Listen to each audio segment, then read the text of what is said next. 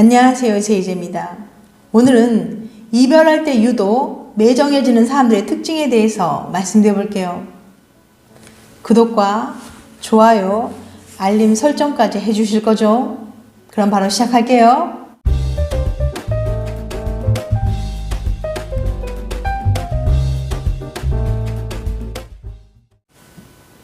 왜 나만 힘들어할까? 이별 후 마음고생을 심하게 한 친구가 자기 이야기를 들려줬어요. 서로 상처만 남을 것 같아서 헤어지자고 어렵게 말을 꺼냈어. 걔는 고민 없이 그래? 아주 뭐야? 이별을 결정하기까지 너무 힘들었는데 걔는 힘든 내색도 없더라. 걔의 무덤덤한 태도 때문에 억울하고 분해서 속이 더 곱는 것 같아. 똑같이 사랑한 줄 알았는데 어떻게 걔는 괜찮을 수 있지? 이처럼 모든 사람들이 이별을 고통스럽게 받아들인 건 아니에요. 연구 결과에 따르면 이처럼 이별할 때 유독 매정해지는 사람들이 있거든요. 이별을 더 쉽게 생각하는 사람들. 미국 UNR의 데보라 데이비스 교수는 5천여 명을 조사한 결과 회피형 애착 유형을 가진 사람들은 이별을 앞둔 상황에 더 냉담하게 반응한다는 걸 발견했어요. 회피형은 다른 사람과 너무 가깝게 지내는 것을 불편해하는 애착 유형이죠. 애인과도 마찬가지예요. 이들은 이별이 닥쳤을 때 다음에 3가지 독특한 대처 방식으로 애인을 힘들게 했습니다.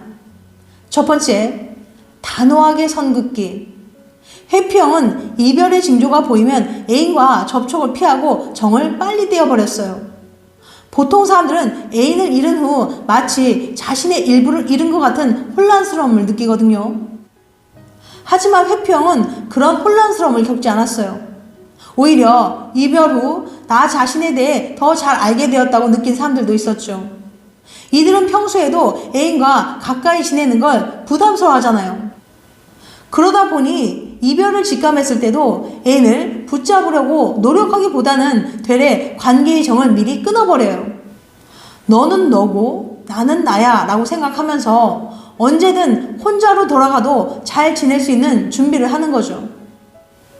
두 번째, 이별에 대해 생각하지 않기. 회피형은 관계에 대한 스트레스로 감정을 소모하는 걸 유독 피곤하게 느낍니다. 그래서 이별과 관련된 스트레스가 생기면 아예 그것에 대해 생각하지 않는 방식을 택하죠. 그래서 이별이 닥쳐도 애인과 문제가 되는 심각한 상황에 대해 구체적으로 논의해 보기를 피했어요. 또한 다른 사람들에게 고민을 쉽사리 털어놓지도 않았죠. 차라리 일에 집중하거나 술을 마시면서 애인 생각에 빠져들지 않도록 주의를 돌렸습니다. 이별 때문에 구질구질하게 힘들어하는 모습을 남들에게 보여주는 타입이 절대 아닌 거예요. 세 번째, 붙잡을수록 빠져나가기. 어떤 사람들은 이별할 때 회피형의 차갑게 변한 모습을 보며 크게 상처를 받습니다. 상처 입은 사람들은 감정적으로 변해서 울고불고 매달리거나 증오와 배신감을 마구 표출해요. 하지만 회피형은 이런 애인의 모습을 오히려 이해할 수 없다고 느껴요. 앞서 말했듯이 이들은 관계에 강한 집착을 느껴본 적이 거의 없거든요. 상대방의 과격한 감정적인 반응은 타인과의 거리감을 중요시하는 회피형에게 큰 부담이 됩니다. 붙잡으면 붙잡을수록 진절머리를 내면서 더 빠져나가려고 하겠죠. 나만 상처받은 것 같은 이별. 혹시 위에 3가지 행동을 하는 애인에게 원치 않는 이별을 당해보신 적 있으신가요? 많이 힘들었을 거예요. 충분히 이해가 갑니다. 상대방의 마음은 이미 식었는데 나만 감정이 남아있어서 매달릴 때 스스로 얼마나 구차하고 못나게 느껴요. 사랑했던 시간이 부정당하고 나만 상처받은 것 같은 이별을 겪었을 때 우리는 자존감이 낮아지고 스스로 해결할 수 없는 고통을 경험합니다. 하지만 모든 사람이 나와 같을 순 없어요. 그 사람은 본래 다른 방식으로 관계를 맺는 사람이었던 거예요. 어차피 돌이킬 수 없는 이별, 있는 그대로 이 상황을 받아들이는 것도 도움이 될 거예요. 왜 나만 힘들어해? 라는 피해의식이나 억울한 감정에 사로잡혀 있다면 이제 그만 헤어진 그 사람을 떠나보내주세요. 회피형을 알아보는 방법. 회피형을 미리 알아보기 어려운 경우가 있습니다. 회피형은 가장 가까운 상대와도 진정한 감정을 나누지 않지만 겉으로는 다른 연인들과 비슷하게 행동할 수 있거든요. 이미 사랑에 빠지거나 결혼을 하고 난 다음에 뭔가 이상한데? 라고 느끼는 경우가 생긴다는 거예요. 언뜻 생각하면 회피형은 성욕도 별로 없고 내향적이고 말수도 적고 그럴 것 같죠. 하지만 아주 활달하고 인기도 많고 연애도 잘 하면서 사실은 회피형인 경우도 많이 있습니다.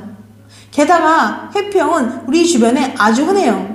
인구의 20에서 30%가 회피형이거든요.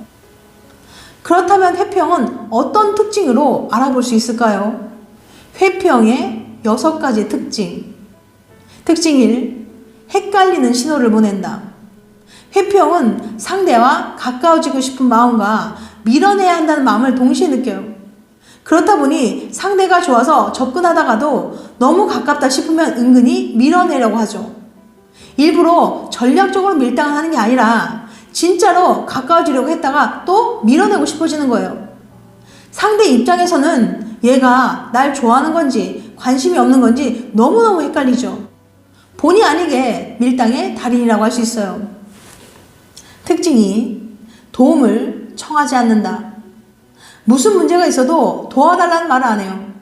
곤란한 일이 생겨서 스트레스를 받으면서도 마음을 닫아버리거나 아무 일 없는 듯이 행동하는 거죠.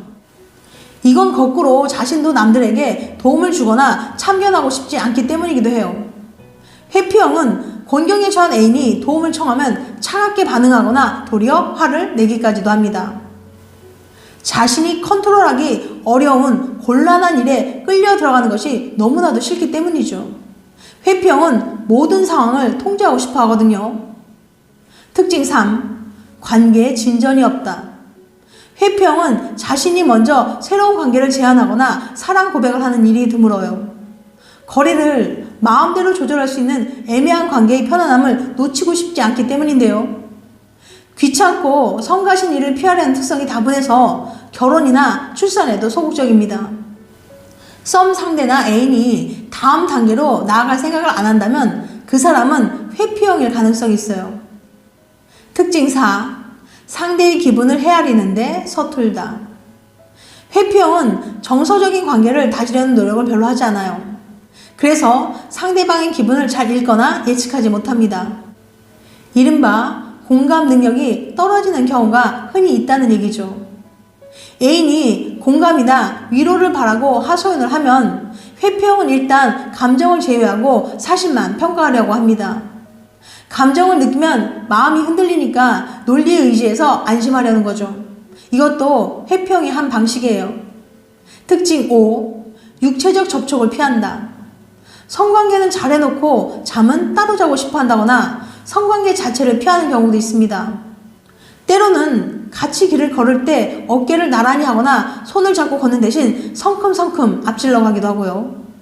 아무리 사랑하는 사람이라고 해도 자신의 영역은 침범하지 못하게 하려는 무의식적인 전략입니다. 특징 6. 성관계에 몰입하지 않는다. 이성을 놓고 통제력을 잃는 상황을 피하려는 성향이 강하다 보니까 성관계에 완전히 몰입하지 않아요. 성적으로 한껏 흥분하다가도 스스로 제동을 거는 경우가 많습니다. 특히 여자의 경우는 잠자리 만족감을 느끼기도 힘들어요. 여자는 어느 정도 정신줄을 놓고 에로틱한 상황에 빠져들어야 비로소 절정에 오를 수 있는데 그러질 못하는 거죠. 남성의 경우 만족감을 느끼는 데는 별 문제가 없어요. 하지만 아무리 육체적으로 달아올라도 마음 한구석에 차가운 이성이 남아있다는 느낌을 언뜻 들 수 있어요. 회피형은 타인을 창밖에 스쳐가는 풍경처럼 보려고 합니다. 누군가 풍경에서 벗어나 성큼 다가오면 놀라서 몸을 피하죠. 겉으로는 냉담하고 초연해 보이지만 사실은 가장 겁이 많은 유형이라고 할 수 있습니다. 지금까지 이별할 때 유독 매정해지는 사람의 특징에 대해서 말씀드렸어요. 다음엔 더 재밌고 유익한 영상을 찾아뵐게요. 끝까지 시청해주셔서 감사합니다. 다음에 또 봬요. 안녕.